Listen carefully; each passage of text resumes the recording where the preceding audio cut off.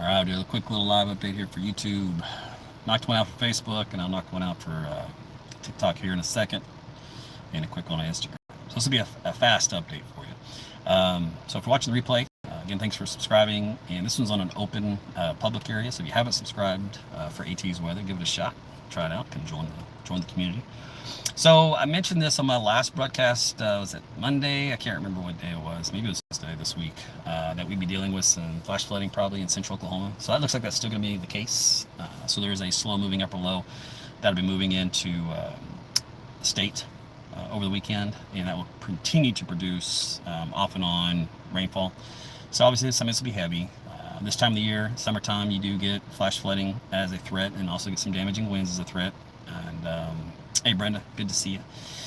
So keep that in mind for traveling, for doing any outdoor activities, camping, hunting, fishing, whatever, boating, laking.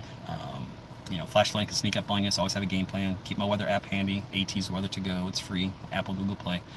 You can track the radar on that and get all your alerts. Now, if you're going to go to an area where there is no cell phone reception, my app won't help you, just like nobody else's app will help you, because your phone won't help you. You got no reception.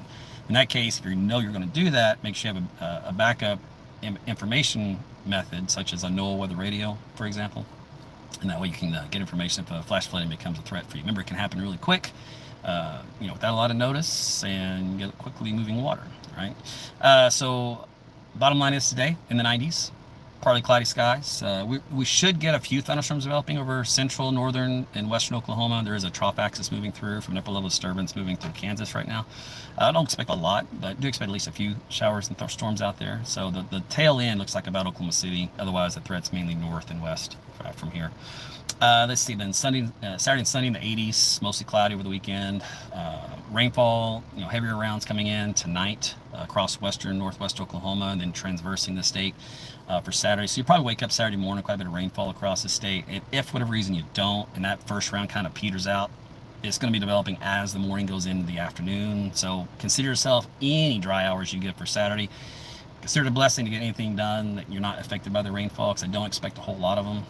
If you're going to mow and everything, do that today. And then Sunday, right now the models are trying to dry it out a little bit. They're still keeping some rain around, just not nearly as much as Saturday. So maybe some more dry hours on Sunday to deal with, but otherwise it'll be pretty soggy. Rainfall amounts widespread, 1 to 3 inches across the state, so everybody's going to get some good rain out of it. Yeah, that's a lot of rain for this time of year. 1 to 3 inches, come on. When it talks to flooding potential, though, we're talking about 5, 6, 7 inches of rainfall. So there are a lot of hot spots showing up in the model data, but they're all random. Like, there's some that say Oklahoma City, there's some that say Tulsa, there's some that say Enid, for example. They won't know. They just know that's a signal, right? So if you're underneath one of those areas, that's bad news, right? Especially if you're in a flood-prone area. So keep that in mind this weekend. Most of the activity probably on Saturday, as far as the flooding potential goes, with lighter amounts on Sunday, just kind of insult to injury at that point. That's about it, and that whole system should get out of here on Monday. But the rainy pattern off and on, as far as additional thunderstorms, continue into next week. So it's a crazy pattern to be in this time of the year, but it keeps temperatures cooler, right, and keeps everything green. So it is what it is. Hey, thanks for stopping by. Hope you guys appreciate it.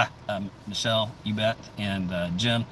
Yeah, I know the most is the center of Oklahoma, and that's why North Texas is only 20%. So the upper level storm system that's coming in is small, compact, and it's mostly for the body of Oklahoma. That's why there's so much rain here. It does taper off as you go south of the Red River. You will get some rain down there, just not as much as we're going to get, nor as widespread. So it's kind of a centered here over the state, body of the state.